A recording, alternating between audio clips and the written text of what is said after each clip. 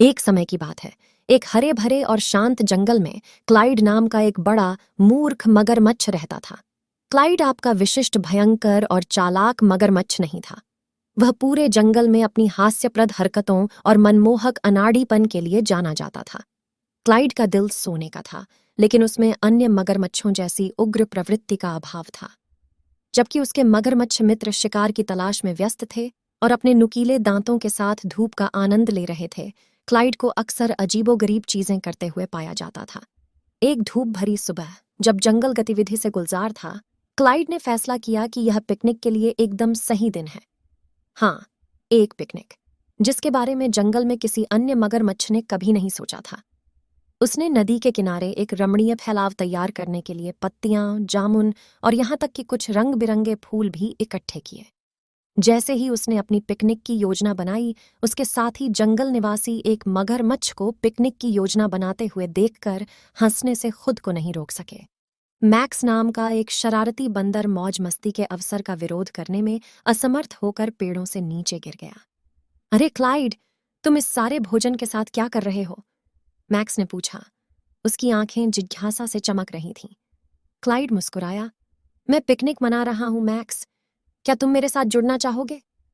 Max को अपनी किस्मत पर विश्वास नहीं हो रहा था। एक मगरमच्छ उसे पिकनिक पर आमंत्रित कर रहा है। इसका विरोध करना बहुत हास्यास्पद था।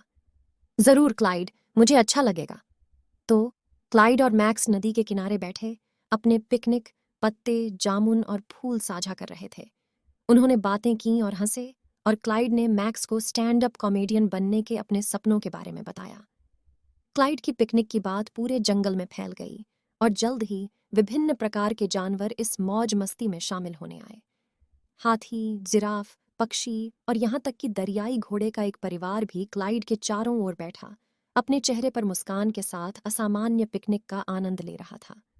जंगल ने अपने प्राणियों के बीच ऐसा सौहार्द कभी नहीं देखा था।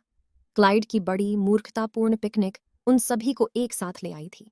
यहाँ तक कि अन्य मगरमच्छ भी, जिन्होंने शुरू में क्लाइड की हरकतों का मजाक उड़ाया था, आनंदमय माहौल से मंत्रमुग्ध हुए बिना नहीं रह सके। जैसे ही सूरज क्षितिज के नीचे डूबा, जंगल पर गर्म चमक बिखेरते हुए क्लाइड ने अपने नए दोस्तों की ओर देखा।